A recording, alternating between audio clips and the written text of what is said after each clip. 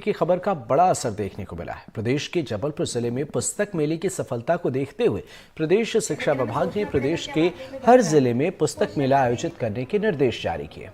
जबलपुर में एनडीटीवी ने स्कूलों और पुस्तक विक्रेताओं के बीच गठबंधन के खिलाफ प्रमुखता से मुहिम चलाई थी। सभी जिला कलेक्टर को पत्र भेजकर नए शैक्षणिक सत्र में अभिभावकों और विद्यार्थियों को उचित मूल्य पर पुस्तकें, यूनिफॉर्म और स्टेशनरी से चीजें उपलब्ध कराने के साथ साथ पुस्तक मेले के आयोजन को लेकर लिखा गया था।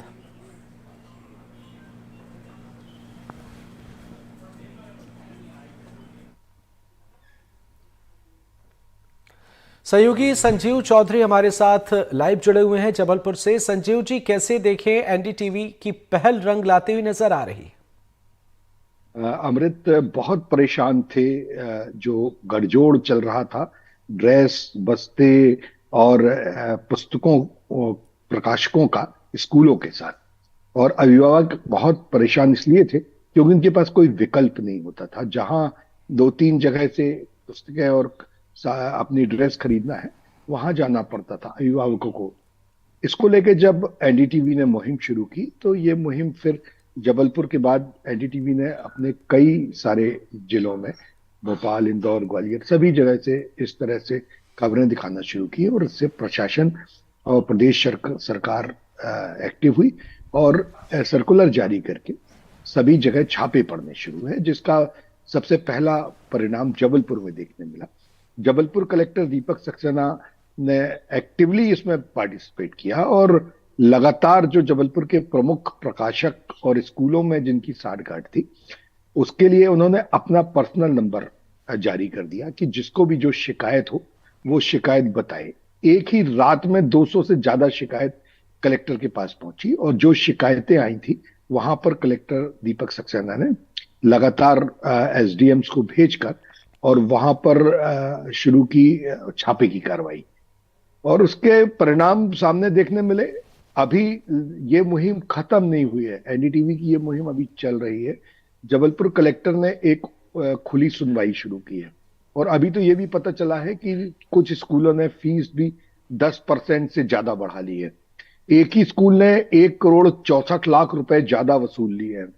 उन्हें भी नोटिस दिए गए हैं और सभी तरफ स्कूलों को और अभिभावकों को सामने बैठाकर सुनवाई की जा रही है।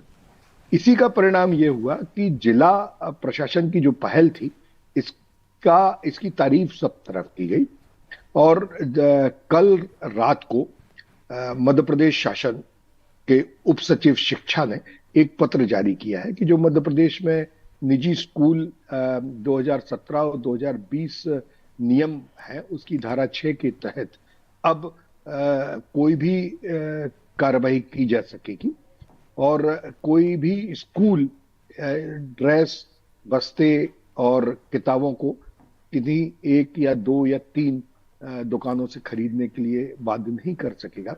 और सभी जिला कलेक्टरों को यह कहा गया है कि वो अपने अपने जिले में जल्दी से जल्दी पुस्तक मेला लगाएं। जबलपुर कलेक्टर दीपक सक्सेना ने यह कहा है कि सफलता मिली है जबलपुर के जो पुस्तक मेले को। यदि अभी भी ऐसा लगता है कि पुस्तक मेले को एक बार फिर लगाया जाना चाहिए, तो एक बार फिर लगाने के लिए तैयार है। और जबलपुर में पहले 5 दिन के लिए पुस्तक मेला लगा था, फिर उसे बढ़ा दिया गया। तो इस तरह से जो एनडीटीवी की मुहिम है, इसने पूरे प्रदेश में एक अच्छी पहल की है, और अगर ये पुस्तक मेला अगले वर्ष से जनवरी माह में लगा दिए जाएंगे तो बहुत अच्छा होगा अमृत, क्योंकि अभी अभिभावक पुस्तकें भी खरीद चुके हैं और ड्रेस, जूते, चप्पल भी सब खरीद चुके हैं, पर जो लोग रह गए थे उनको ये फायदा मिल रहा है अमृत। बिल्कुल संजीव जी, पुस्तक मेले को लोग एक अलग तरीके से देखते हैं, तो यहां पर क्या खास है, यहां पर क्या अलग है, और वो भी समझना चाहेंगे। इसके साथ साथ जरा ये भी बताइए कि एनडीटीवी की मुहिम और जिलाधिकारी के निर्देश के बाद जिन बदली तस्वीरों का आप जिक्र कर रहे हैं, यहां पर अभी आगे और क्या कुछ हो सकता है? अमृत, देखिए, सब कुछ प्रशासन की जो शक्ति है उस पर निर्भर करता है। अभी तक क्या था कि जो पुस्तक विक्रेता थे वो अपनी लिस्ट जारी नहीं करते थे, वो उन प्रकाशकों से टाई अप करके कुछ गिने चुने क्योंकि नियम है में कम से कम 3 पुस्तक विक्रेताओं के नाम होने चाहिए, तो 3 लोगों के नाम बोर्ड में लगा दिए जाते थे। और यहां तक देखने में आया जब प्रशासन ने सख्ती की, तो ये भी देखने में आया कि ना सिर्फ पुस्तकों कॉपियों पे भी बहुत दालमेल चल रहा था। आईएसबीएन नंबर के बिना किताबें बेची जा रही थी। जिन किताबों का साल भर में 30-40 पन्नों का उपयोग होता है, उसका उसके लिए 200 और 300 पेज की कॉपियों को खरीदने के लिए मजबूर किया जा रहा था।